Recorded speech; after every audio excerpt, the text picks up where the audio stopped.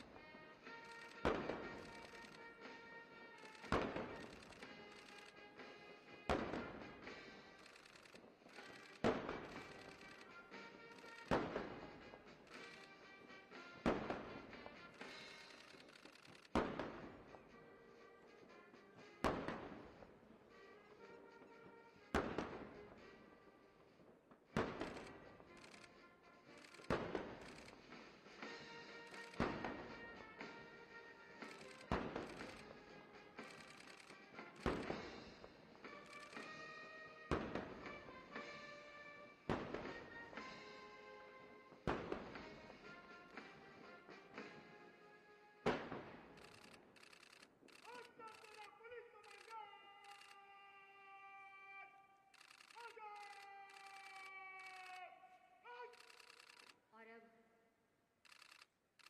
राष्ट्रध्वज को नमन करेंगे 111 हेलीकॉप्टर यूनिट के 2 ग्रुप हेलीकॉप्टर। ये स्नो टाइगर जिसकी कमान संभाली है विंग कमांडर अभिजीत कुमार ने, दूसरे हेलीकॉप्टर में है विंग कमांडर के.एस. विशाल। 111 हेलीकॉप्टर यूनिट भारतीय वायुसेना की पहली ऐसी यूनिट जिसने पूर्णतः स्वदेशी ALH MK-111 को प्रतिस्थापित किया है। जी हाँ, पूर्णतः स्वदेशी, जिसका निर्माण किया है HAL ने। आत्मनिर्भर भारत और मेक इन इंडिया की ध्वजा को गर्व से आसमान में लहरा रही है। भारतीय वायुसेना के द्वारा अमृत फॉर्मेशन के जरिए फूलों की पंखुड़ियों की वर्षा, आजादी के अमृत महोत्सव पर हमारे राष्ट्र पर अमृत की वर्षा, आकाश से हमारे वायुवीर भारत की एक एक उपलब्धि को हजारों साल नमन कर रहे हैं पुष्प वर्षा से। स्वतंत्रता का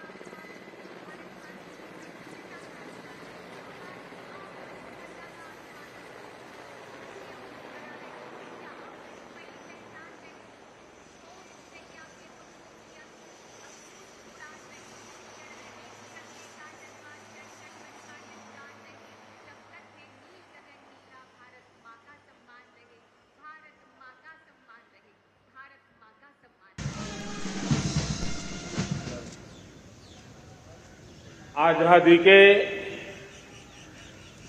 75 वर्ष पूर्ण होने पर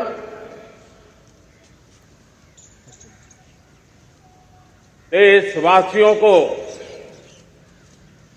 अनेक अनेक शुभकामनाएं, बहुत बहुत बधाई। न सिर्फ हिंदुस्तान का हर कोना,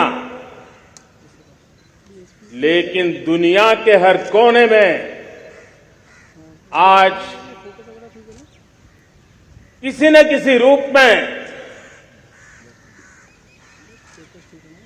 भारतीयों के द्वारा या भारत के प्रति अपार प्रेम रखने वालों के द्वारा विश्व के हर कोने में यह हमारा तिरंगा आन बान शान के साथ लहरा रहा है। मैं विश्व भर में फैले हुए भारत प्रेमियों को, भारतीयों को आजादी के इस अमृत महोत्सव की बहुत बहुत बधाई देता हूं। आज का ये दिवस ऐतिहासिक दिवस है। एक पुण्य पड़ाव, एक नई राह, एक नए संकल्प और नए सामर्थ्य के साथ कदम बढ़ाने का ये शुभ अवसर है।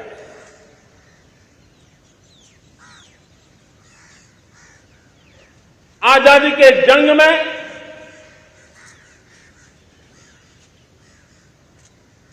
गुलामी का पूरा कालखंड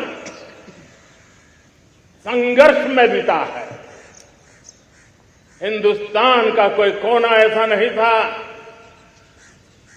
कोई काल ऐसा नहीं था जब देशवासियों ने सैकड़ों सालों तक गुलामी के खिलाफ जंग न किया हो, जीवन न खपाया हो, यातनाएं न झेली हो, आहुति न दी हो। आज हम सब देशवासियों के लिए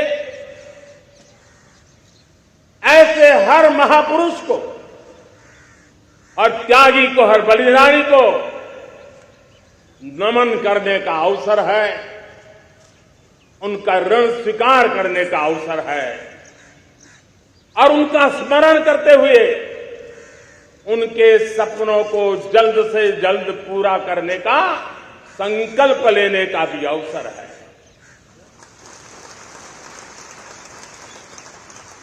हम सभी देशवासी कृतज्ञ हैं पूज्य बापू के, नेताजी सुभाष चंद्र बोस के, बाबा साहब आंबेडकर के, वीर सावरकर के, जिन्होंने कर्तव्य पथ पर जीवन को खपा दिया। कर्तव्य पथ ही उनका जीवन पथ रहा। यह देश कृतज्ञ है मंगल पांडे, तात्या टोपे, भगत सिंह, सुखदेव, राजगुरु, चंद्रशेखर आजाद, अशफाक उल्लाह खान, राम प्रसाद बिस्मिल, अनगिनत ऐसे हमारे क्रांतिवीरों ने अंग्रेजों की हुकूमत की नींव हिला दी।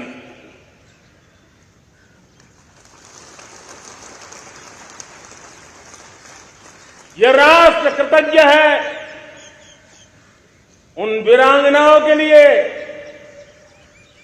रानी लक्ष्मीबाई हो, झलकारी बाई, दुर्गा भाभी, रानी गायदिन्लियो, रानी चेन्नम्मा, बेगम हजरत महल, बेलून निचियार।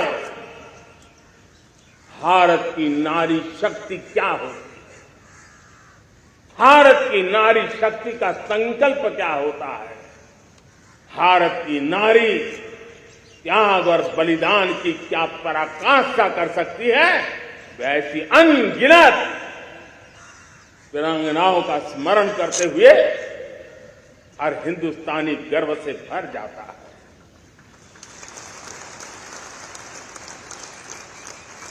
आजादी का जंग भी लड़ने वाले और आजादी के बाद देश बनाने वाले भी,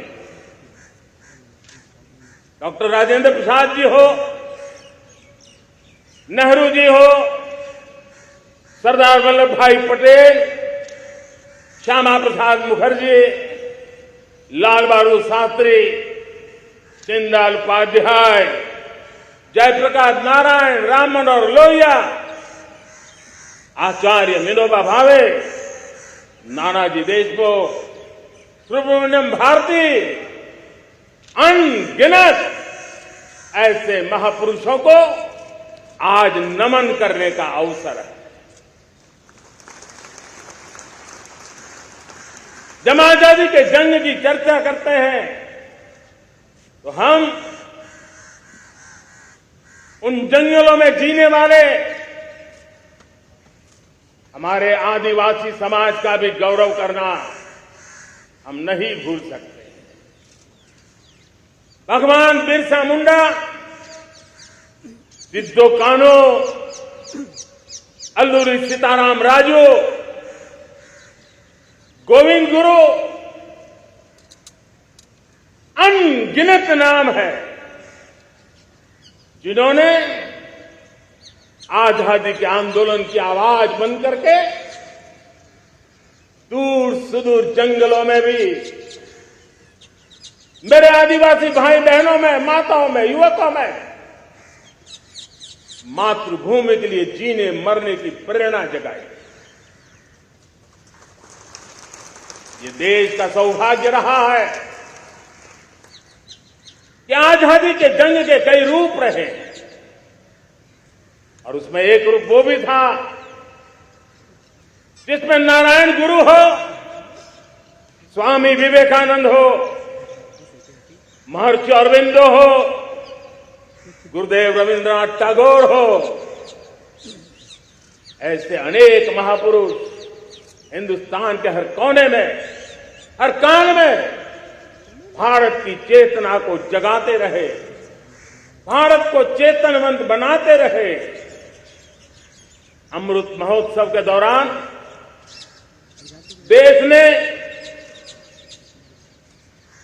पूरे एक साल से हम देख रहे हैं, 2021 में दांडी यात्रा से प्रारंभ हुआ, स्मृति दिवस को संवारते हुए हिंदुस्तान के हर जिले में, हर कोने में देशवासियों ने आजादी के अमृत महोत्सव के लक्षावधि कार्यक्रम किए।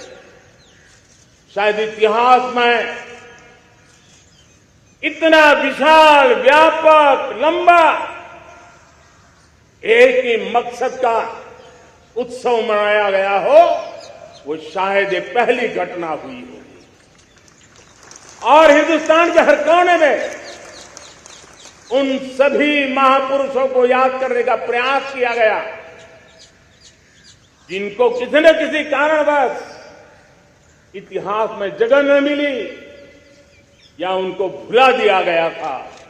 आज देश ने खोज करके हर कोने में ऐसे वीरों को, महापुरुषों को, त्यागियों को, बलिदानियों को, सत्याग्रहियों को याद किया, नमन किया। अमृत महोत्सव के दरमियान इन सभी महापुरुषों को नमन करने का अवसर रहा। कल 14 अगस्त को भारत ने विभाजन विभीषिका स्मृति दिवस भी बड़े भारी मन से हृदय के गहरे गांवों को याद करते हुए उन कोटि कोटि जनों ने बहुत कुछ सहन किया था, तिरंगे की शान के लिए सहन किया था, मातृभूमि की मिट्टी से मोहब्बत के कारण सहन किया था और धैर्य नहीं खोया था। भारत के प्रति प्रेम ने नई जिंदगी की शुरुआत करने का उनका संकल्प नमन करने योग्य, प्रेरणा पाने योग्य है। आज जब हम आजादी का अमृत महोत्सव मना रहे हैं तो पिछले 75 साल में देश के लिए जीने मरने वाले, देश की सुरक्षा करने वाले, देश के संकल्पों को पूरा करने वाले, चाहे सेना के जवान हो, पुलिस के कर्मी हो, शासन में बैठे हुए ब्यूरोक्रेट्स हो, जनप्रतिनिधि हो, स्थानीय स्वराज की संस्थाओं के शासक प्रशासक रहे हो, राज्यों के शासक प्रशासक रहे हो, केंद्र के शासक प्रशासक रहे हो, 75 साल में इन सबके योगदान को भी आज स्मरण करने का अवसर है और देश के कोटि कोटि नागरिकों को भी जिन्होंने 75 साल अनेक प्रकार की कठिनाइयों के बीच भी देश को आगे बढ़ाने के लिए अपने से जो हो सका वो करने का प्रयास किया है। मेरे प्यारे देशवासियों, 75 साल की हमारी ये यात्रा अनेक उतार चढ़ाव से भरी हुई, सुख दुख की छाया मंडराती रही है और इसके बीच भी हमारे देशवासियों ने उपलब्धियां की है, पुरुषार्थ किया है, हार नहीं मानी है, संकल्पों को ओझल नहीं होने दिया है।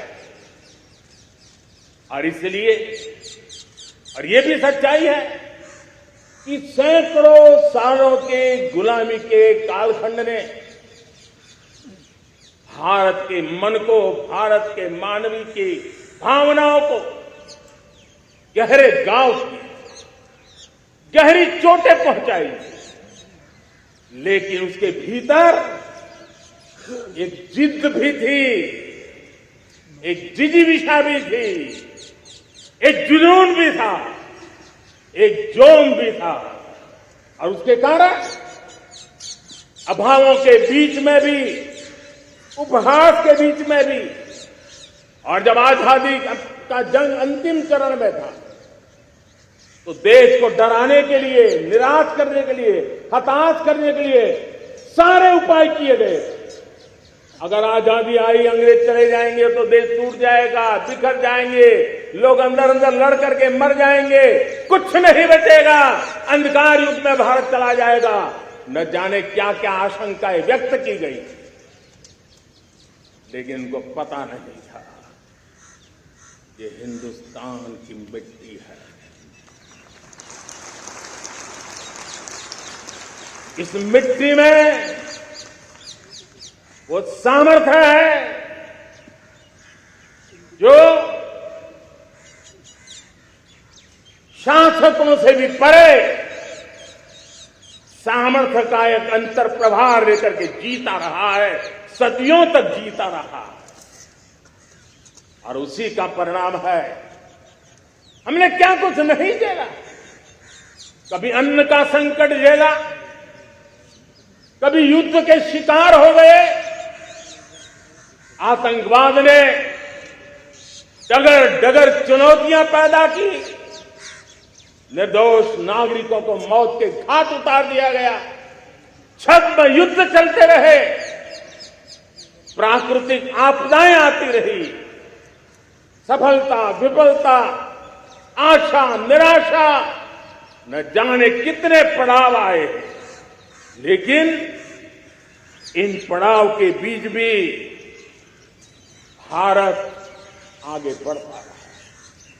भारत की विविधता, जो औरों को भारत के लिए बोझ लगती थी, वो भारत की विविधता ही भारत की अनमोल शक्ति है, शक्ति का एक अटूट प्रवाह है। और दुनिया को पता नहीं था कि भारत के पास एक इनहेरेंट सामर्थ्य है, एक संस्कार सरिता है, एक मन मस्तिष्क का विचारों का बंधन है, और वो है भारत लोकतंत्र की जननी है, मदर ऑफ डेमोक्रेसी है। और जिनके जहन में लोकतंत्र होता है,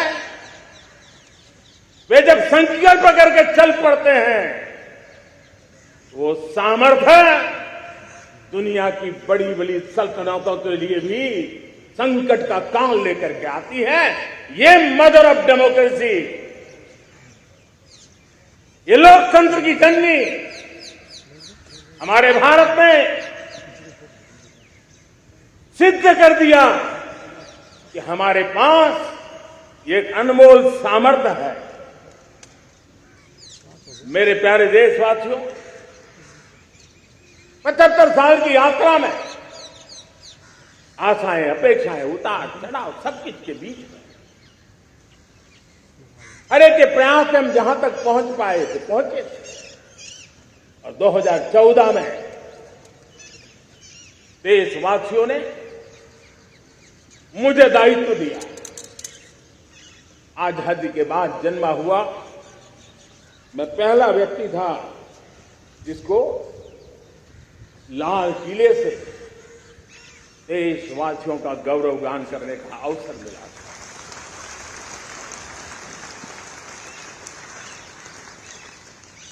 लेकिन मेरे दिल में जो भी आप लोगों से सीखा हूं, जितना आप लोगों को जान पाया हूं मेरे देशवासियों, आपके सुख दुख को समझ पाया हूं, देश की आशा अपेक्षाओं के भीतर वो कौन सी आत्मा बसती है, उसको जितना मैं समझ पाया हूं, उसको लेकर के मैंने अपना पूरा कालखंड देश के उन लोगों को एम्पावर करने में खपाया। मेरे दलित हो, शोषित हो, पीड़ित हो, वंचित हो, आदिवासी हो, महिला हो, युवा हो, किसान हो, दिव्यांग हो, पूरब हो, पश्चिम हो, उत्तर हो, दक्षिण हो, समुद्र का तट हो, हिमालय की कंदराएं हो, हर कोने में महात्मा गांधी का जो सपना था आखिर इंसान की चिंता करने का, महात्मा गांधी जी की आकांक्षा थी अंतिम छोर पर बैठे हुए व्यक्ति को समर्थ बनाने की, मैंने अपने आप को उसके लिए समर्पित किया। और उन 8 साल का नतीजा और आजादी के इतने दशकों का अनुभव आज 75 साल के बाद जब अमृत काल की ओर कदम रख रहे हैं, अमृत काल की ये पहली प्रभात है, तब मैं एक ऐसे सामर्थ्य को देख रहा हूं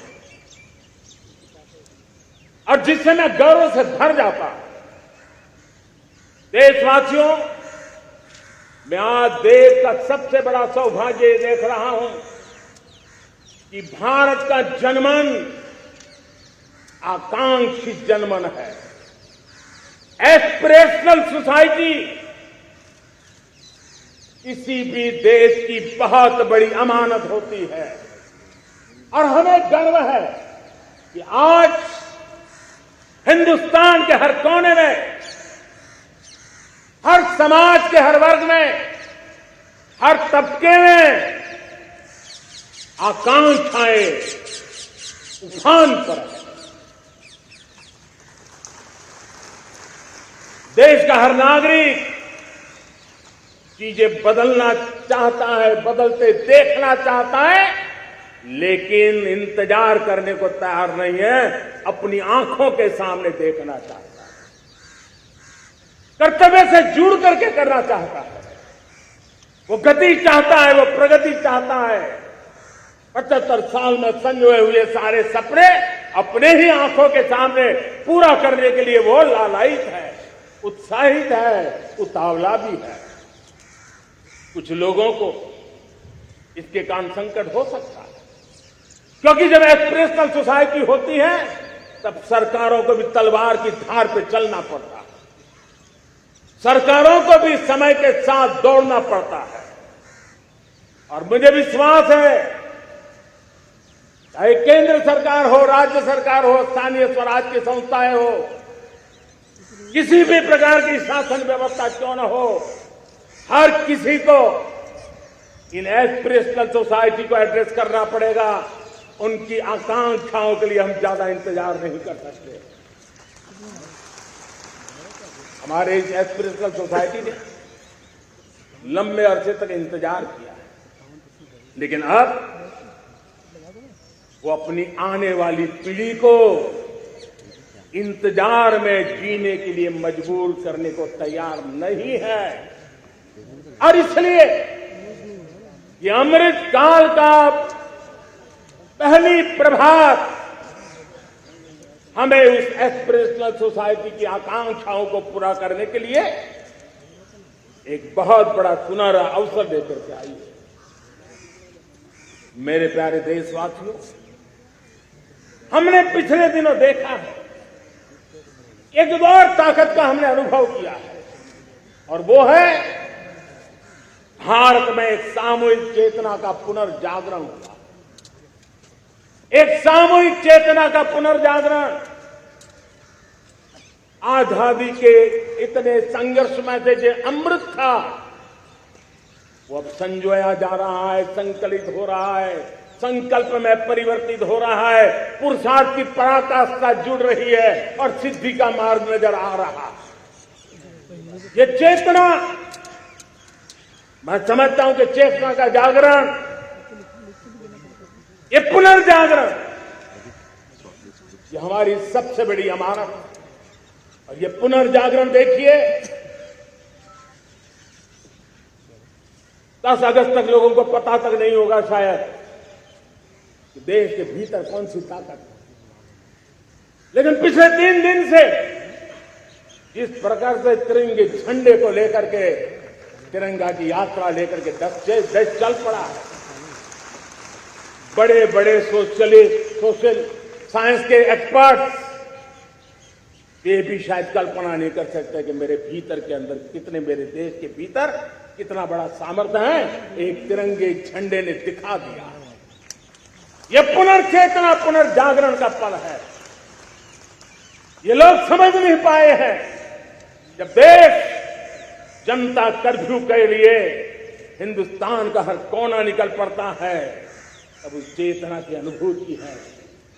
जब देश ताली थाली बजा करके कोरोना वॉरियर के साथ कंधे से कंधा मिला करके खड़ा हो जाता है, तब चेतना की अनुभूति होती है। जब दिया जला करके कोरोना वॉरियर की शुभकामना देने के लिए देश निकल पड़ता है, तब उस चेतना की अनुभूति होती है। दुनिया कोरोना के कालखंड में वैक्सीन लेना या न लेना, वैक्सीन काम का है कि नहीं है, उस उलझन में जी रहा था। उस समय मेरे देश के गांव गरीब भी 200 करोड़ डोज दुनिया को चौंका देने वाला काम करके दिखा देते हैं। यही चेतना है, यही सामर्थ्य है। इस सामर्थ्य ने आज देश को एक नई ताकत दी है। मेरे प्यारे भाइयों बहनों, तीसरा एक महत्वपूर्ण सामर्थ्य मैं देख रहा हूं, जैसे एस्पिरेशनल सोसाइटी, जैसे पुनर्जागरण, वैसे ही आजादी के इतने दशकों के बाद पूरे विश्व का भारत की तरफ देखने का नजरिया बदल चुका है। विश्व भारत की तरफ गर्व से देख रहा है, अपेक्षा से देख रहा है। समस्याओं का समाधान भारत की धरती पर दुनिया खोजने लगी है। दोस्तों, विश्व का ये बदलाव, विश्व की सोच में ये परिवर्तन 75 साल की हमारी अनुभव यात्रा का परिणाम है। हम जिस प्रकार से संकल्पों लेकर के चल पड़े हैं, दुनिया इसे देख रही है। और आखिरकार विश्व भी उम्मीदें लेकर के जी रहा है। उम्मीदें पूरे करने का सामर्थ्य कहां पड़ा है, वो उसे दिखने लगा है। मैं इसे त्रिशक्ति के रूप में देखता हूं, 3 सामर्थ्य के रूप में देखता हूं। और ये त्रिशक्ति है एस्पिरेशन की, पुनर्जागरण की और विश्व की उम्मीदों की। और इसे पूरा करने के लिए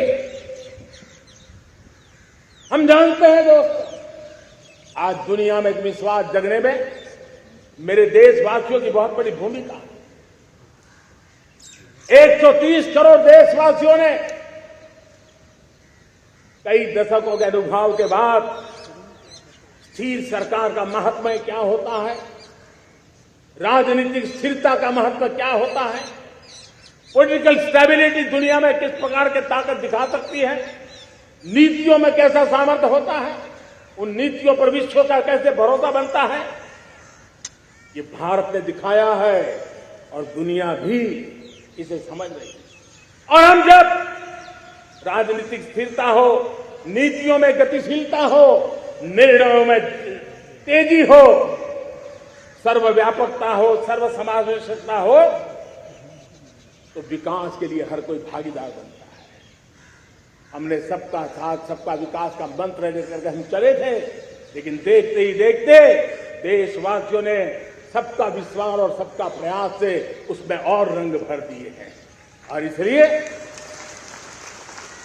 हमने देखा है हमारी सामूहिक शक्ति, हमारे सामूहिक सामर्थ्य को हमने देखा है।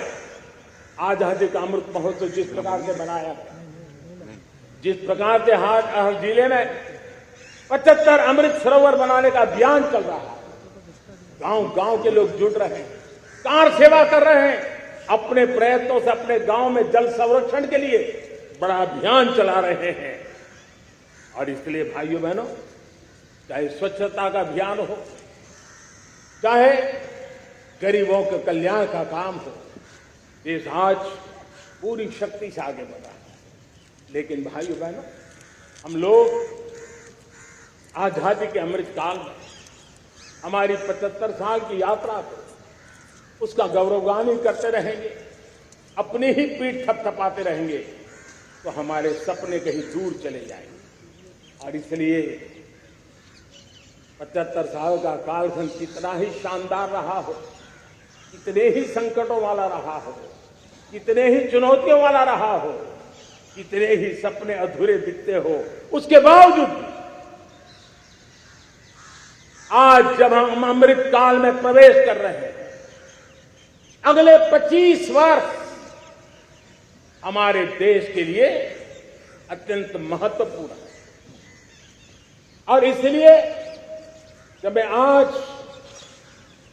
मेरे सामने लाल किले पर से 130 करोड़ देशवासियों के सामर्थ्य का स्मरण करता हूं, उनके सपनों को देखता हूं, उनके संकल्पों की अनुभूति करता हूं, तो साथियों मुझे लगता है आने वाले 25 साल के लिए हमें उस 5 पंच प्राण पर अपनी शक्ति को केंद्रित कर दी, अपने संकल्पों को केंद्रित करना होगा, अपने सामर्थ्य को केंद्रित करना होगा। और हमें उन पंच प्राण को लेकर के 2047 जब आजादी के 100 साल होंगे, आजादी के दीवानों के सारे सपने पूरे करने का जिम्मा उठा करके चलना होगा। जब मैं पंच प्राण की बात करता हूं, तो पहला प्राण, अब देश बड़े संकल्प लेकर के ही चलेगा, बहुत बड़े संकल्प लेकर के चलना होगा। और वो बड़ा संकल्प है विकसित भारत। अब उससे कुछ कम नहीं होना चाहिए, बड़ा संकल्प। दूसरा प्राण है किसी भी कोने में हमारे मन के भीतर, हमारे आदतों के भीतर गुलामी का एक भी अंश अगर भी अभी भी है, तो उसको किसी भी हालत में बचने नहीं देना। अब 100% सैकड़ों साल की गुलामी ने जहां हमें जकड़ कर रखा है, हमारे मनोभाव को बांध करके रखा हुआ है, हमारी सोच में विकृतियां पैदा करके रखी है। हमें गुलामी की छोटी सी छोटी चीज भी कहीं नजर आती है, हमारे भीतर नजर आती है, हमारे आसपास नजर आती है। हमें उससे मुक्ति पानी ही होगी। ये हमारा दूसरी प्राण शक्ति है। तीसरी प्राण शक्ति, हमें हमारी विरासत पर गर्व होना चाहिए। हमारी विरासत के प्रति, क्योंकि यही विरासत है जिसने कभी भारत को स्वर्णिम काल दिया, और यही विरासत है जो समय बिल्कुल परिवर्तन करने की आदत रखती। यही विरासत है जो काल बाह्य छोड़ती रही है, नित्य नूतन स्वीकारती रही है। और इसलिए इस विरासत के प्रति हमें गर्व होना चाहिए। चौथा प्राण, वो भी उतना ही महत्वपूर्ण है, और वो है एकता और एकजुटता। 130 करोड़ देशवासियों में एकता, न कोई अपना न कोई पराया। एकता की ताकत, एक भारत श्रेष्ठ भारत के सपनों के लिए हमारा चौथा प्राण है। और पांचवा प्राण है नागरिकों का कर्तव्य। नागरिकों का कर्तव्य जिसमें प्रधानमंत्री भी बाहर नहीं होता है, मुख्यमंत्री भी बाहर नहीं होता है, वो भी नागरिक है। नागरिकों का कर्तव्य, ये हमारे आने वाली 25 साल के सपनों को पूरा करने के लिए एक बहुत बड़ी प्राण शक्ति है। मेरे प्यारे देशवासियों, जब सपने बड़े होते हैं,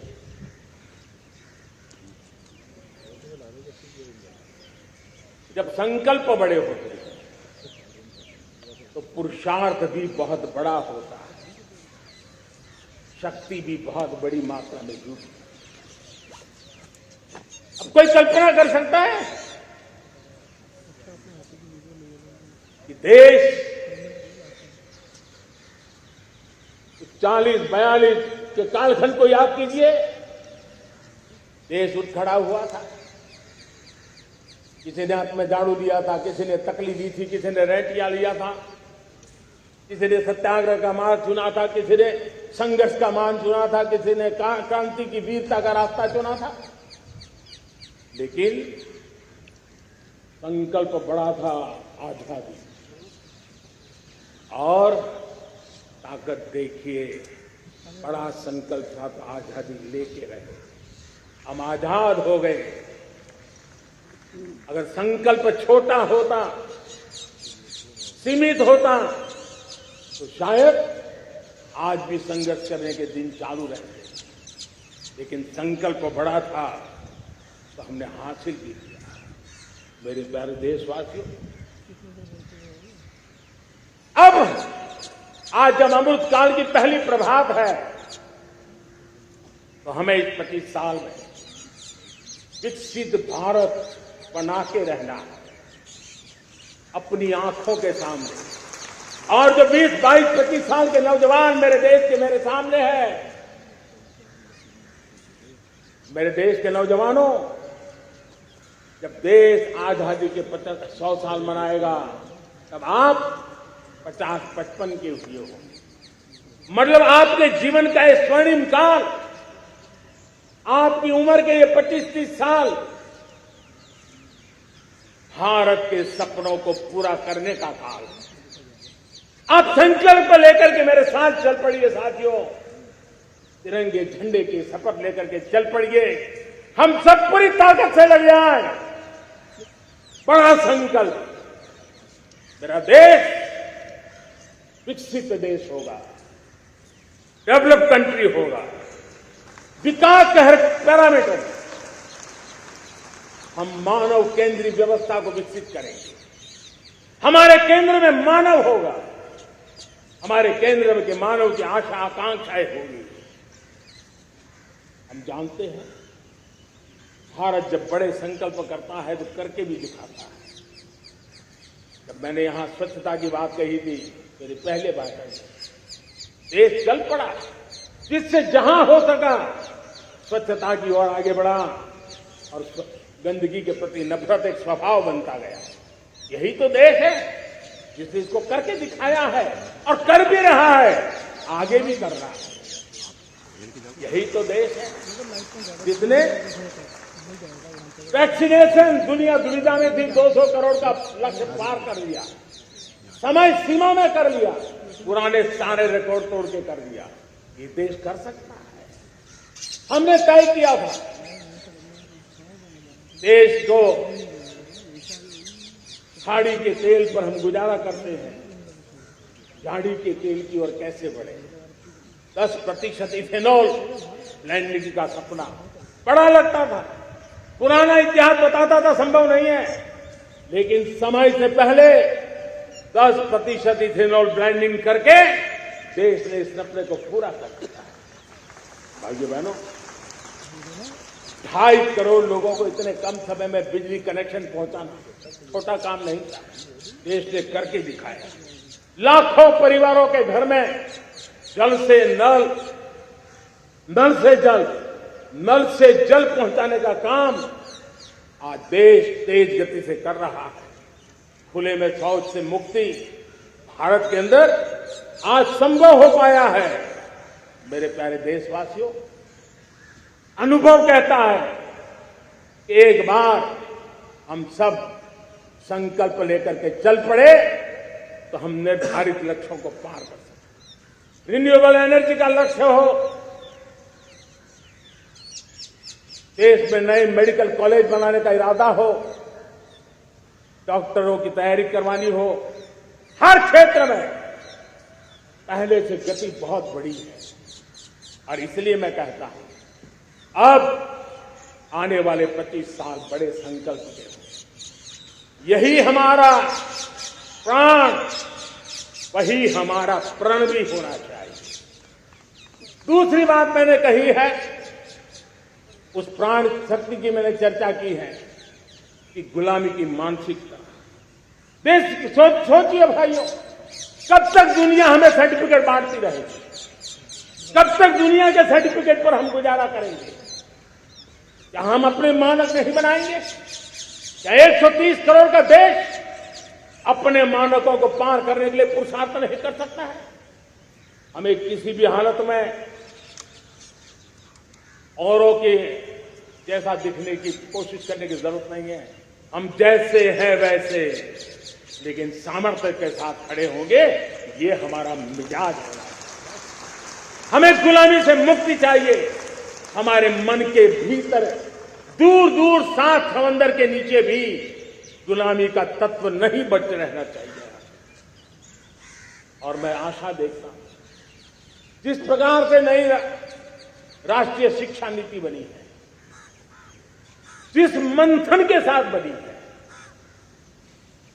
कोटि कोटि लोगों के विचार प्रवाह को संकलित करते हुए बनी है, और भारत की धरती की जमीन से जुड़ी हुई शिक्षा नीति बनी है। रसकस हमारी धरती के मिले हैं। हमने जो कौशल्य पर बल दिया है, ये एक ऐसा सामर्थ्य है जो हमें गुलामी से मुक्ति की ताकत देगा। हमने देखा है कभी कभी तो हमारी टैलेंट भाषा के बंधनों में बन जाती है। ये गुलामी की मानसिकता का परिणाम है।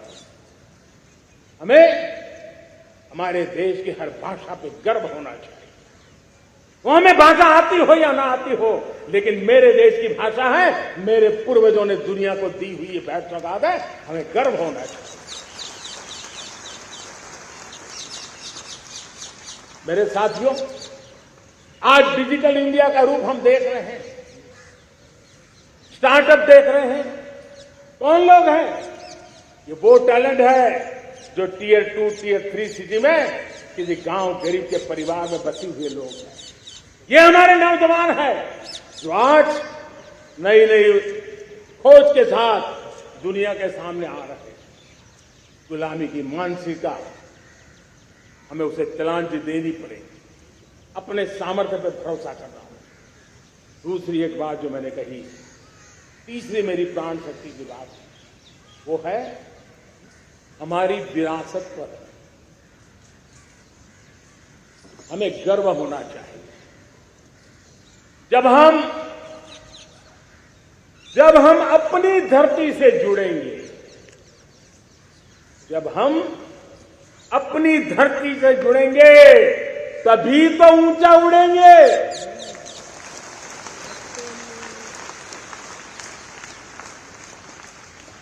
और जब हम ऊंचा उड़ेंगे तो हम विश्व को भी समाधान दे पाएंगे। हमने देखा है जब हम अपनी चीजों पे गर्व करते हैं। आज दुनिया होलिस्टिक हेल्थ केयर की चर्चा कर रही है, लेकिन जब होलिस्टिक हेल्थ केयर की चर्चा करती है तो उसकी नजर भारत के योग पर जाती है, भारत के आयुर्वेद पर जाती है, भारत के होलिस्टिक लाइफस्टाइल के पर जाती है। ये हमारी विरासत है, हम जो दुनिया को दे रहे हैं। दुनिया आज उससे प्रभावित हो रही है। अब हमारी ताकत देखिए,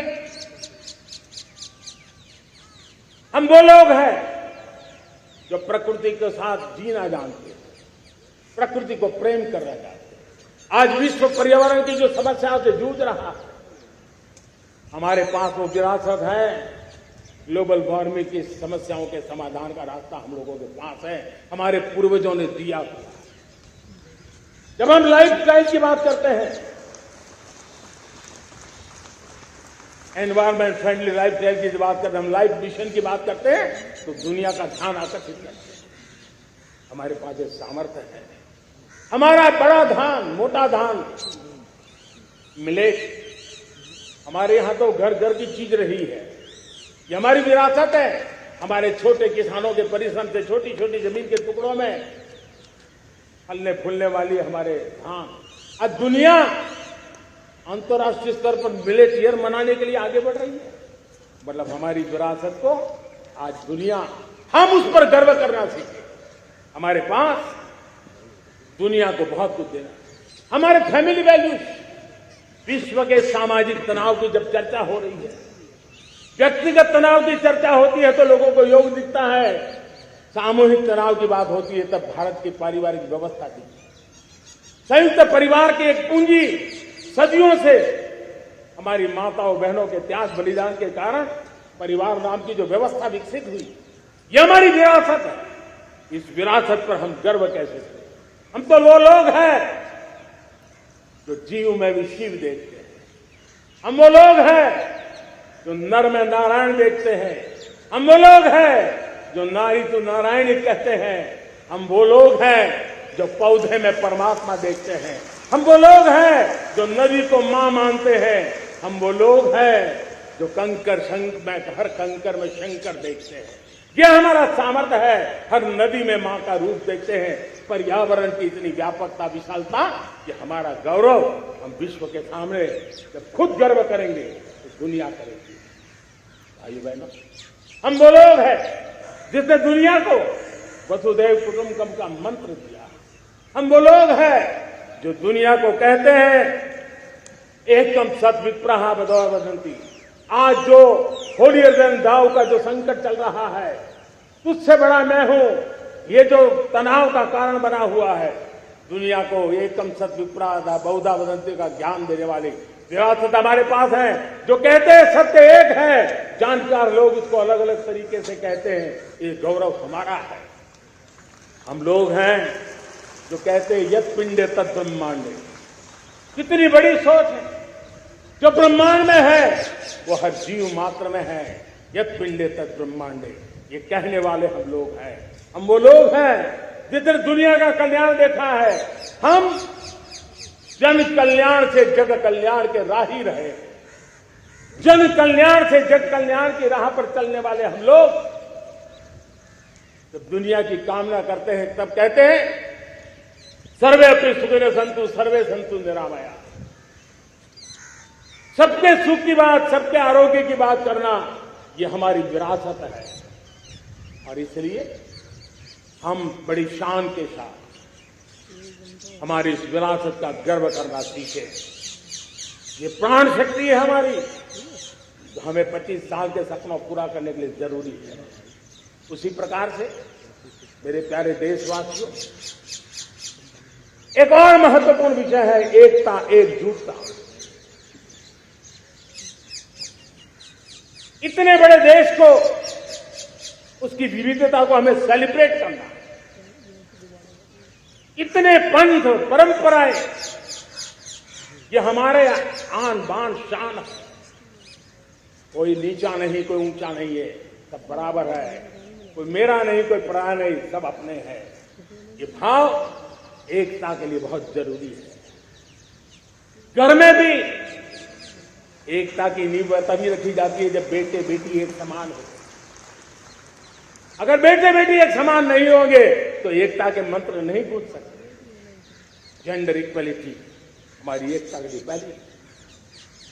जब हम एकता की बात करते हैं, अगर हमारे एक ही पैरामीटर हो, एक ही मानदंड हो, जिस मानदंड को हम कहें इंडिया फर्स्ट, मैं जो कुछ भी कर रहा हूं, जो भी सोच रहा हूं, जो बोल रहा हूं, इंडिया फर्स्ट के अनुकूल है, एकता का रास्ता खुल जाएगा। हमें एकता से बांधने का वो मंत्र है, हमें इसको पकड़ना है। मुझे पूरा विश्वास है कि हम समाज के अंदर ऊंच नीच के भेदभावों से, मेरे तेरे के भेदभावों से हम सबकी पुजारी बने।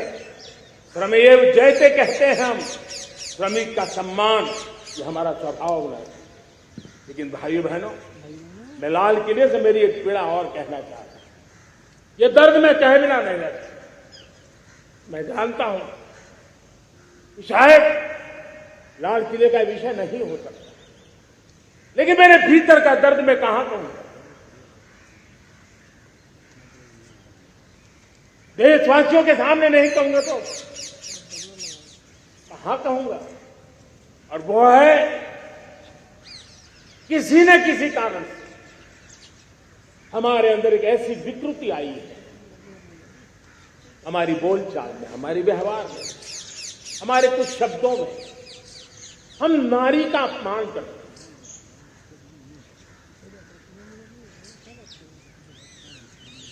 क्या हम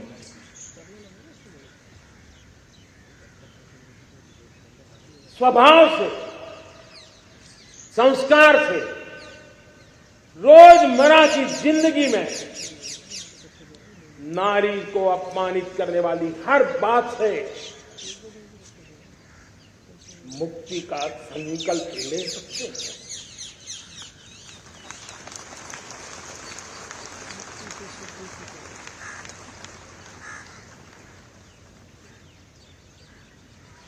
नारी का गौरव, राष्ट्र के सपने पूरे करने में बहुत बड़ी पूंजी बनने वाला है। यह सामर्थ्य मैं देख रहा हूं और इसलिए मैं इस बात का आग्रही हूं। मेरे प्यारे देशवासी, मैं 5वीं प्राण शक्ति की बात करता हूं और वो 5वीं प्राण शक्ति है नागरिक का कर्तव्य। दुनिया में जिन जिन देशों ने प्रगति की है, जिन जिन देशों ने कुछ अचीव किया है, व्यक्तिगत जीवन में भी जिसने अचीव किया है, कुछ बातें उभर करके सामने आती हैं। एक, अनुशासित जीवन। दूसरा, कर्तव्य के प्रति समर्पण। व्यक्ति की जीवन की सफलता हो, समाज की हो, परिवार की हो, राष्ट्र की हो, ये मूलभूत मार्ग है, ये मूलभूत प्राण शक्ति है। और इसलिए हमें कर्तव्य पर बल देना ही होगा। ये शासन का काम है कि बिजली 24 घंटे पहुंचाने के लिए प्रयास करें, लेकिन ये नागरिक का कर्तव्य है कि जितनी ज्यादा यूनिट बिजली बचा सकते बचाएं। हर खेत में पानी पहुंचाना सरकार की जिम्मेवारी है, सरकार का प्रयास है, लेकिन पर ड्रॉप मोर क्रॉप, पानी बचाते हुए आगे बढ़ना, मेरे हर खेत से आवाज उठनी चाहिए।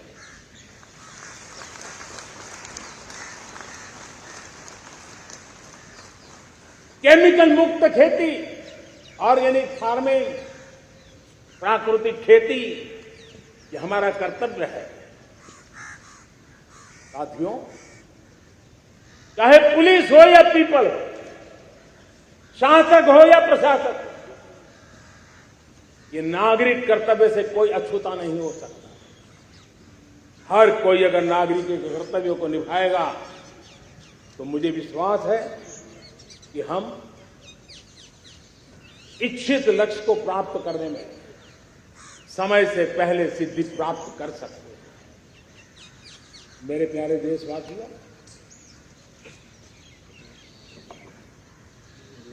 आज महर्षि अरविंदो की जन्म जयंती भी है। तो उस महापुरुष के चरणों में नमन करता हूं, लेकिन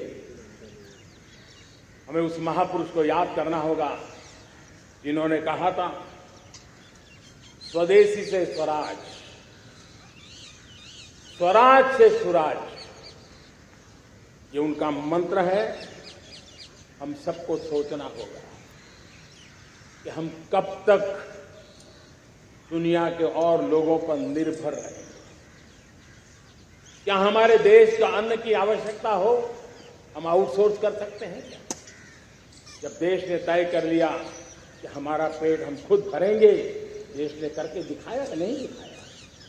एक बार संकल्प लेते हैं तो होता है। और इसलिए आत्मनिर्भर भारत ये हर नागरिक का, हर सरकार का, समाज के हर इकाई का ये दायित्व बन जाता है। ये आत्मनिर्भर भारत ये सरकारी एजेंडा, सरकारी कार्यक्रम नहीं है।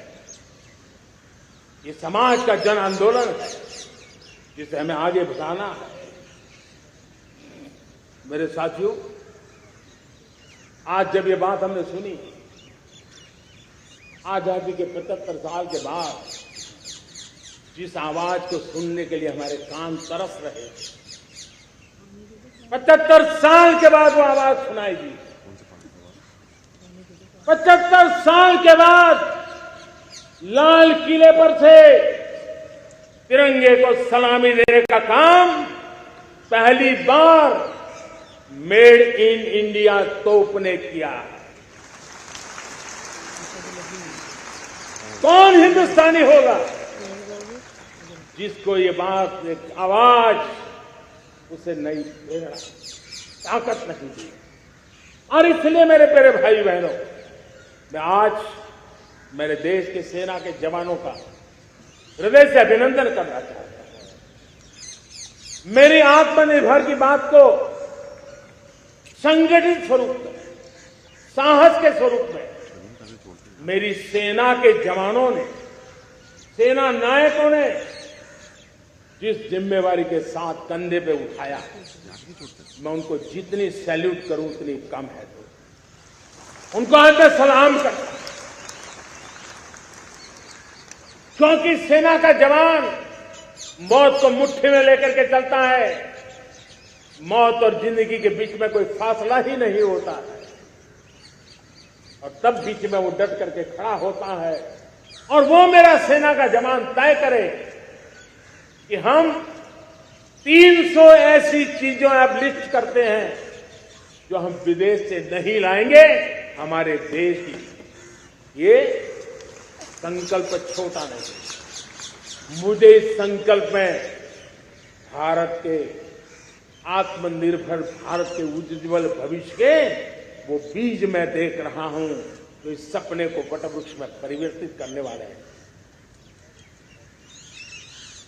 सैल्यूट, सैल्यूट मेरे सेना के अधिकारियों को, सैल्यूट।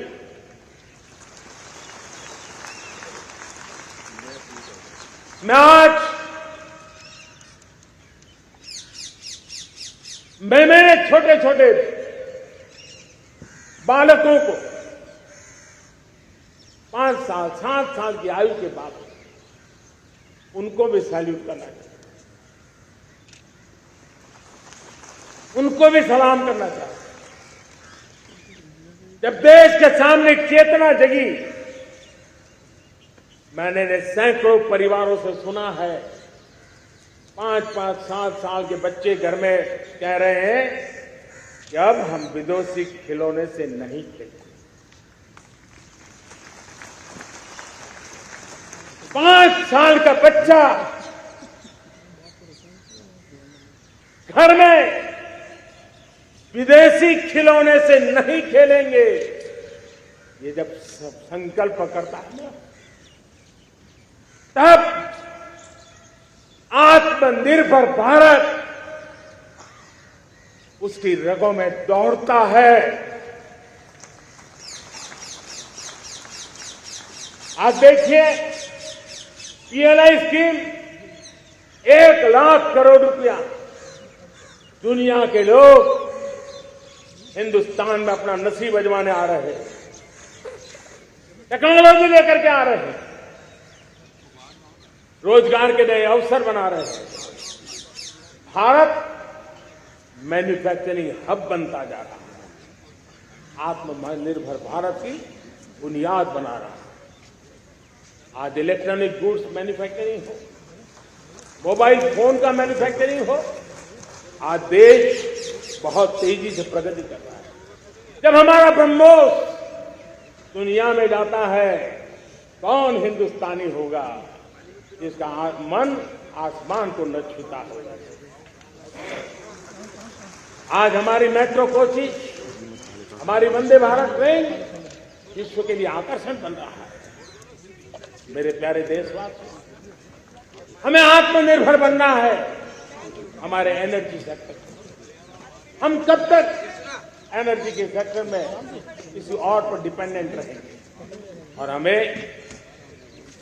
सोलार का क्षेत्र हो, विंड एनर्जी का क्षेत्र हो, रिन्यूएबल के और भी जो रास्ते हो, मिशन हाइड्रोजन हो, बायोफ्यूल की कोशिश हो, इलेक्ट्रिक व्हीकल पर जाने की बात हो, हमें आत्मनिर्भर बन करके इन व्यवस्थाओं को आगे बढ़ाना होगा। मेरे प्यारे देशवासियों, आज प्राकृतिक खेती भी आत्मनिर्भर का एक मार्ग है। फर्टिलाइजर से जितनी ज्यादा मुक्ति, आज देश में नैनो फर्टिलाइजर के कारखाने की नई आशा लेकर के आए हैं। लेकिन प्राकृतिक खेती, केमिकल फ्री खेती आत्मनिर्भर को ताकत दे सकती है। आज देश में रोजगार के क्षेत्र में ग्रीन जॉब के नए नए क्षेत्र बहुत तेजी से खुल रहे हैं। भारत ने नीतियों के द्वारा स्पेस को खोल दिया। ड्रोन की बहुत दुनिया में सबसे प्रगतिशील पॉलिसी लेकर के आए हैं। हमने देश के नौजवानों के लिए नए द्वार खोल दिए हैं। मेरे प्यारे भाइयों बहनों, मैं प्राइवेट सेक्टर को भी आह्वान करता हूं, आइए हमें विश्व में छा जाना है। आत्मनिर्भर भारत का ये भी सपना है कि दुनिया को भी जो आवश्यकताएं हैं उसको पूरा करने में भारत पीछे नहीं जाएगा। हमारे लघु उद्योग हो, सूक्ष्म उद्योग हो, कुटीर उद्योग हो, जीरो डिफेक्ट जीरो इफेक्ट हमें करके हमें दुनिया में जाना होगा। हमें स्वदेशी पर गर्व करना होगा। मेरे प्यारे देशवासियों, हम बार बार लाल बहादुर शास्त्री जी की याद करते हैं। जय जवान जय किसान का उनका मंत्र आज भी देश के लिए प्रेरणा है। बाद में अटल बिहारी वाजपेयी जी ने जब विज्ञान कह करके उसमें एक कड़ी जोड़ दी और देश ने उसको प्राथमिकता दी। लेकिन अब अमृत काल के लिए एक और अनिवार्यता है और वो है जय अनुसंधान। जय जवान जय किसान जय विज्ञान जय अनुसंधान, इनोवेशन। और मुझे मेरे देश की युवा पीढ़ी में भरोसा है, इनोवेशन की ताकत देखिए। आज हमारा यूपीआई भीम, हमारा डिजिटल पेमेंट, फिनटेक की दुनिया में हमारा स्थान, आज विश्व में रियल टाइम 40% अगर डिजिटल फाइनेंशियल का ट्रांजैक्शन होता है तो मेरे देश में हो रहा है। हिंदुस्तान ने ये करके दिखाया। मेरे प्यारे देशवासियों, अब हम 5G के दौर की ओर कदम रख रहे हैं। बहुत दूर इंतजार नहीं करना होगा, हम कदम मिलाने वाले हैं। हम ऑप्टिकल फाइबर गांव-गांव में पहुंचा रहे हैं। डिजिटल इंडिया का सपना गांव से गुजरेगा, ये मुझे पूरी जानकारी है। आज मुझे खुशी है, हिंदुस्तान के 4 लाख कॉमन सर्विस सेंटर गांवों में विकसित हो रहे हैं। गांव के नौजवान बेटे बेटियां कॉमन सर्विस सेंटर चला रही है।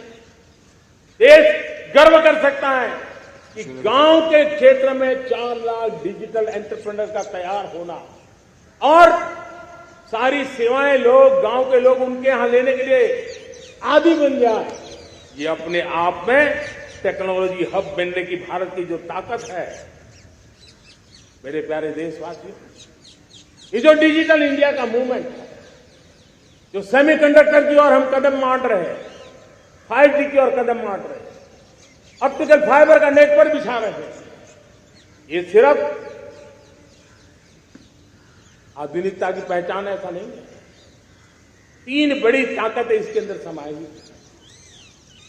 शिक्षा में आमूलचूल क्रांति, ये डिजिटल माध्यम से आने वाली। स्वास्थ्य सेवाओं में आमूलचूल क्रांति डिजिटल से आने वाली है।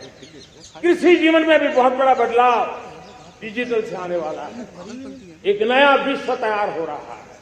भारत उसे आगे बढ़ाने के लिए, और मैं साफ देख रहा हूं, ये डेकेड मानव जात के लिए डेकेड का समय है, टेक्नोलॉजी का डेकेड है। भारत के लिए तो ये डेकेड जिसका मन टेक्नोलॉजी से जुड़ा हुआ है। आईटी की दुनिया में भारत ने अपना एक लोहा बनवा लिया है। तो ये डेकेड का सामर्थ्य भारत के प्रयास है।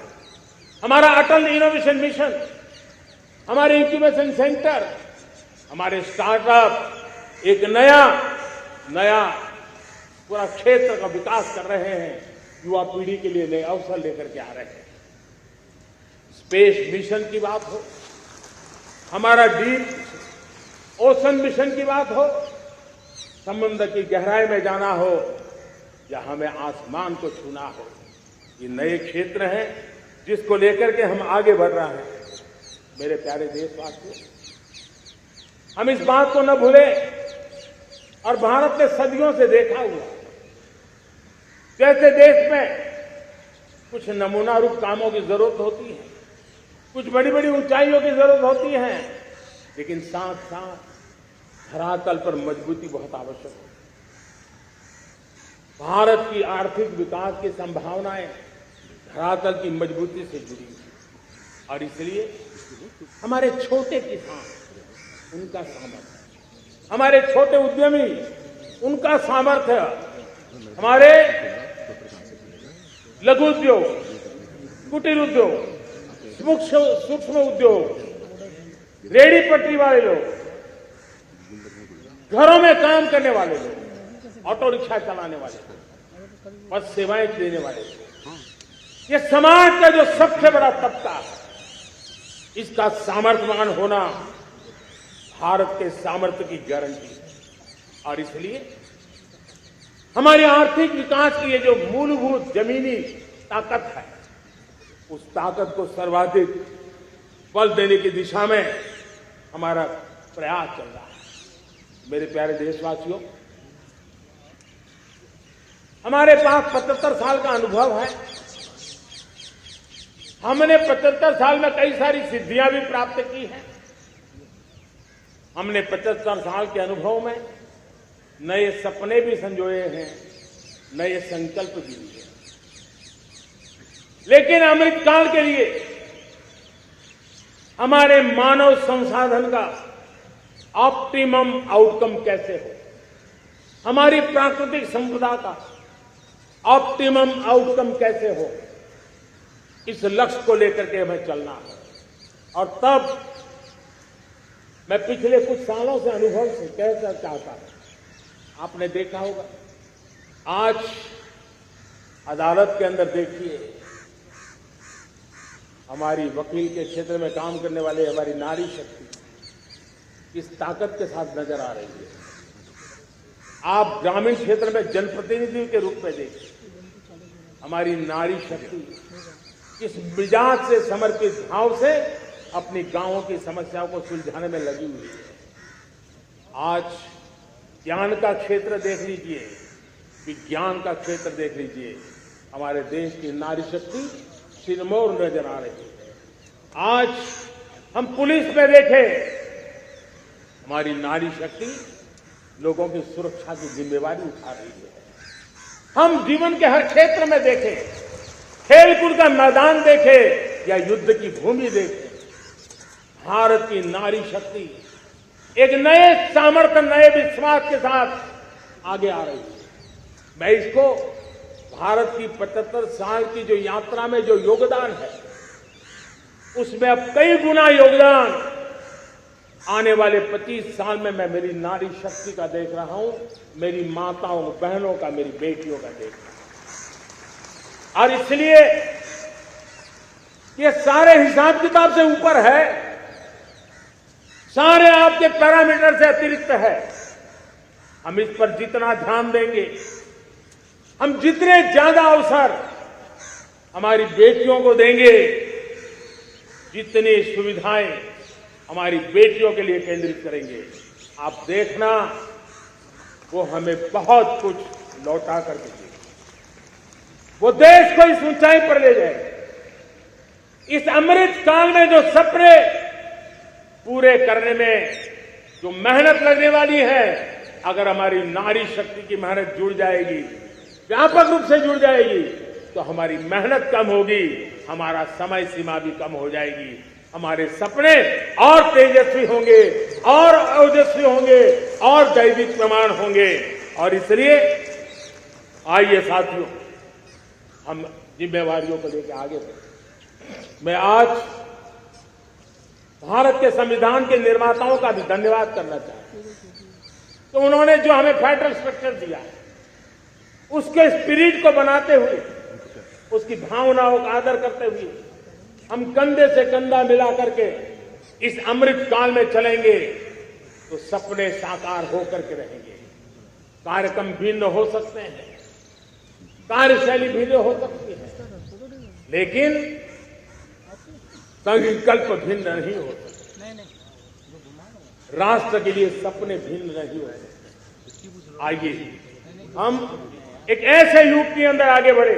मुझे याद है, जब मैं गुजरात का मुख्यमंत्री था, केंद्र में हमारे विचार की सरकार नहीं थी, लेकिन मेरे गुजरात में हर जगह पे मैं एक ही मंत्र लेके चलता था कि भारत के विकास के लिए गुजरात का विकास, भारत का विकास, हम कहीं पर भी हो, हम सबके मन मस्तिष्क में रहना चाहिए। हमारे देश के कई राज्य हैं जिन्होंने देश को आगे बढ़ाने में बहुत भूमिका अदा की, नेतृत्व किया, कई क्षेत्रों में उदाहरण काम भी किए, ये हमारे फेडरलिज्म को ताकत देते हैं। लेकिन आज समय की मांग है कि हमें कोऑपरेटिव फेडरलिज्म के साथ साथ कोऑपरेटिव कॉम्पिटिटिव फेडरलिज्म की जरूरत है। हमें विकास की स्पर्धा की जरूरत है, और राज्य को लगना चाहिए वो राज्य आगे निकल गया, मैं इतनी मेहनत करूंगा, मैं आगे निकल जाऊंगा। उसने ये 10 अच्छे काम किए हैं, मैं 15 अच्छे काम करके दिखाऊंगा। उसने 3 साल में पूरा किया है, मैं 2 साल में करके दिखाऊंगा। हमारे राज्यों के बीच में, हमारी सर्विस सरकार की सभी इकाइयों के बीच में वो स्पर्धा का वातावरण चाहिए जो हमें विकास की नई ऊंचाइयों पर ले जाने के लिए प्रयास करे। मेरे प्यारे देशवासियों, इस 25 वर्ष का अमृत काल के लिए जब हम चर्चा करते हैं, तब मैं जानता हूं चुनौतियां अनेक हैं, मर्यादाएं अनेक हैं, मुसीबतें भी हैं, बहुत कुछ है। हम इसको कम नहीं आंकते,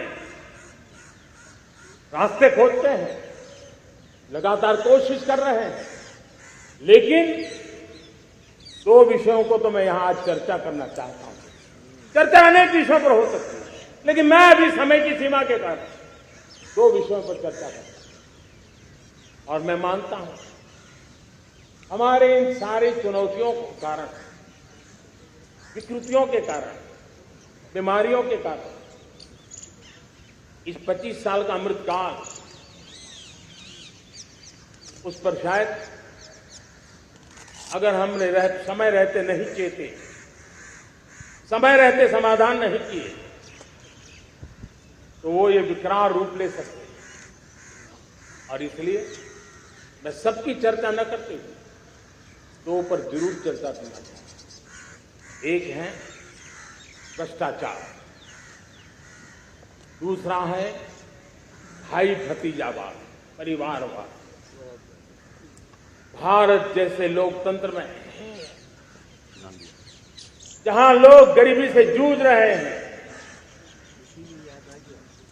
जब ये दृश्य देखते हैं, एक तरफ वो लोग हैं जिनके पास रहने के लिए जगह नहीं है, दूसरी पार वो तरह लोग हैं जिनको अपना चोरी किया हुआ माल रखने के लिए जगह नहीं है। ये स्थिति अच्छी नहीं है, और इसलिए हमें भ्रष्टाचार के खिलाफ पूरी ताकत से लड़ना है। पिछले 8 वर्षों में डायरेक्ट बेनिफिट ट्रांसफर के द्वारा आधार, मोबाइल, इन सारे आधुनिक व्यवस्थाओं का उपयोग करते हुए 2 लाख करोड़ रुपए जो गलत हाथों में जाते थे उसको बचा करके देश की भलाई के लिए काम लगाने में हम सफल हुए। जो लोग पिछली सरकारों में बैंकों को लूट लूट करके भाग गए, उनकी संपत्तियां जब्त कर करके वापस लाने की कोशिश कर रहे हैं। कईयों को जेलों में जीने के लिए मजबूर करके रखा हुआ है। हमारी कोशिश है जिन्होंने देश को लूटा है उनको लौटाना पड़े, वो स्थिति हम पैदा करें। भाइयों बहनों, अब भ्रष्टाचार के खिलाफ मैं साफ देख रहा हूं कि हम एक निर्णायक कालखंड में कदम रख रहे हैं। बड़े बड़े चमरबंदी भी बच नहीं पाएंगे। इस मिजाज के साथ भ्रष्टाचार के खिलाफ एक निर्णायक कालखंड में हिंदुस्तान कदम रख रहा है और मैं लाल किले की प्राचीर से बड़ी जिम्मेवारी के साथ कह रहा हूं। और इसलिए भाइयों बहनों, भ्रष्टाचार दीमक की तरह देश को खोखला कर रहा है। मुझे इसके खिलाफ लड़ाई लड़नी है, लड़ाई को तेज करना है, निर्णायक मोड़ पे लेकर के ही जाना है। तब मेरे 130 करोड़ देशवासी, आप मुझे आशीर्वाद दीजिए, आप मेरा साथ दीजिए। मैं आज आपसे साथ मांगने आया, आपका सहयोग मांगने आया हूं ताकि मैं इस लड़ाई को लड़ पाऊं, इस लड़ाई को देश जीत पाए और सामान्य नागरिक की जिंदगी भ्रष्टाचार ने तबाह करके रखी हुई है। मैं मेरे इन सामान्य नागरिक की जिंदगी को फिर से शान बान शान के लिए जीने के लिए रास्ता बनाना चाहता हूं। और इसलिए मेरे प्यारे देशवासियों,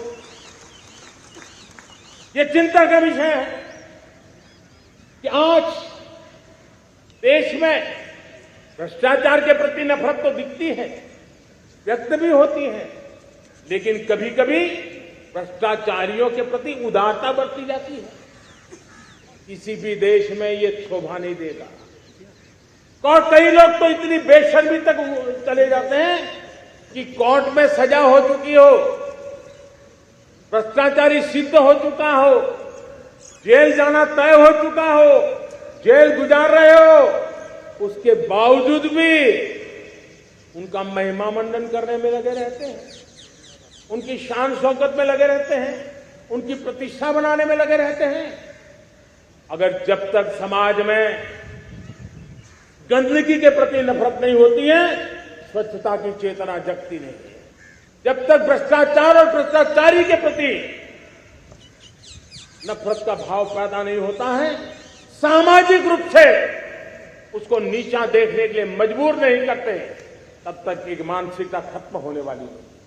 और इसलिए भ्रष्टाचार के प्रति भी और भ्रष्टाचारियों के प्रति भी हमें बहुत जागरूक होने की जरूरत है। दूसरी एक चर्चा मैं करना चाहता हूं, भाई भतीजावाद। और जब मैं भाई भतीजावाद, परिवारवाद की बात करता हूं तो लोगों को लगता है मैं सिर्फ राजनीतिक क्षेत्र की बात करता हूं। जी नहीं, दुर्भाग्य से राजनीतिक क्षेत्र की उस बुराई ने हिंदुस्तान की हर संस्थाओं में परिवारवाद को पोषित कर दिया है। परिवारवाद हमारी अनेक संस्थाओं को अपने में लपेटे हुए है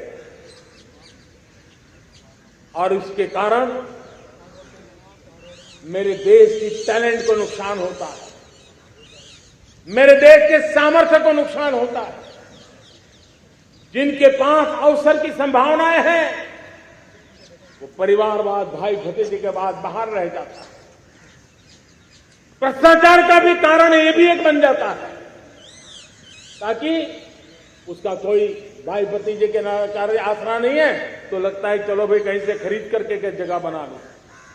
इस परिवारवाद से, भाई भतीजावाद से हमें हर संस्थाओं में एक नफरत पैदा करनी पड़ी होगी, जागरूकता पैदा करनी होगी, तब हम हमारी संस्थाओं को बचा पाएंगे। संस्थाओं के उज्जवल भविष्य के लिए बहुत आवश्यक है। उसी प्रकार से राजनीति में भी परिवारवाद ने देश के सामर्थ्य को सबसे सारा अध्याय किया है। परिवारवादी राजनीति परिवार की भलाई के लिए होती है, उसको देश की भलाई से कोई लेना देना नहीं होता। और इसलिए लाल किले की प्राचीर से तिरंगे झंडे के आन बान शान के नीचे भारत के संविधान का स्मरण करते हुए मैं देशवासियों को खुले मन से कहना चाहता हूं, आइए हिंदुस्तान के राजनीति के शुद्धिकरण के लिए भी, हिंदुस्तान की सभी संस्थाओं के शुद्धिकरण के लिए भी हमें देश को इस परिवारवादी मानसिकता से मुक्ति दिला करके योग्यता के आधार पर देश को आगे ले जाने की ओर बढ़ना हो। यह अनिवार्यता, वरना हर किसी का मन कुंठित रहता है कि मैं उसके लिए योग्य था, मुझे नहीं मिला क्योंकि मेरा कोई चाचा, मामा, पिता, दादा, दादी, नाना, नानी कोई वहां थे नहीं। ये मनस्थिति किसी भी देश के लिए अच्छी नहीं। मेरे देश के नौजवानों, मैं आपके उज्जवल भविष्य के लिए, आपके सपनों के लिए, मैं भाई भतीजावाद के खिलाफ लड़ाई में आपका साथ चाहता हूं। परिवारवादी राजनीति के खिलाफ लड़ाई में मैं आपका साथ चाहता हूं। ये संवैधानिक जिम्मेवारी मानता हूं मैं, ये लोकतंत्र की जिम्मेवारी मानता हूं मैं, ये लाल किले के प्राचीर से कही गई बात की ताकत में मानता हूं, और इसलिए मैं आज आपका अवसर चाहता हूं। हमने देखा पिछले दिनों खेलों में, ऐसा तो नहीं है कि देश के पास पहले प्रतिभाएं नहीं रही है, ऐसा तो नहीं है कि खेलकूद की दुनिया में हिंदुस्तान के नौजवान, हमारे बेटे बेटियां कुछ कर नहीं सकते, लेकिन सिलेक्शन भाई भतीजेबाद की चैनल से गुजरते थे और उसके कारण वो खेल के मैदान तक, उस देश तक तो पहुंच जाते थे।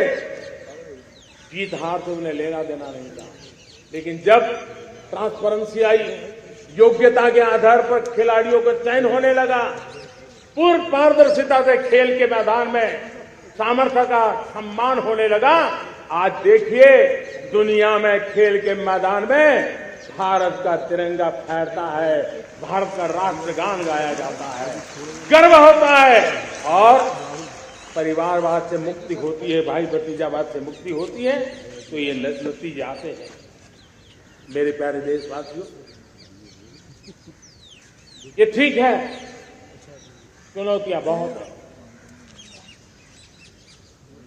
अगर इस देश के सामने करोड़ों संकट है तो करोड़ों समाधान भी है, और मेरा 130 करोड़ देशवासियों पर भरोसा है। 130 करोड़ देशवासी निर्धारित लक्ष्य के साथ, संकल्प के प्रति समर्पण के साथ, जब 130 करोड़ देशवासी एक कदम आगे रखते हैं ना, तो हिंदुस्तान 130 करोड़ कदम आगे बढ़ जाता है। इस सामर्थ्य को लेकर के हमने आगे बढ़ना है।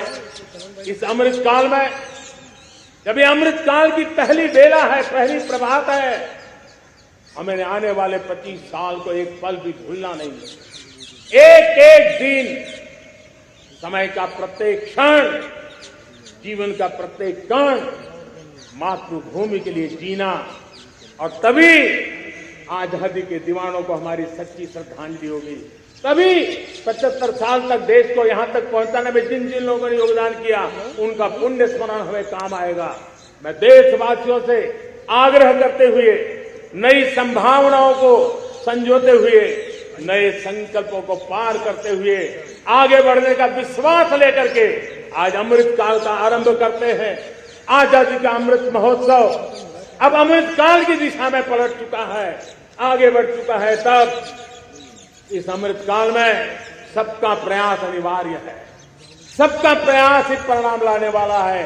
टीम इंडिया की भावना ही देश को आगे बढ़ने वाली है। 130 करोड़ देशवासियों की ये टीम इंडिया एक टीम के रूप में आगे बढ़ करके सारे सपनों को साकार करेंगी। इसी पूरे विश्वास के साथ मेरे साथ बोलिए, जय हिंद, जय हिंद, जय हिंद। भारत माता की, भारत माता की, भारत माता की, वंदे वंदे वंदे। बहुत बहुत धन्यवाद।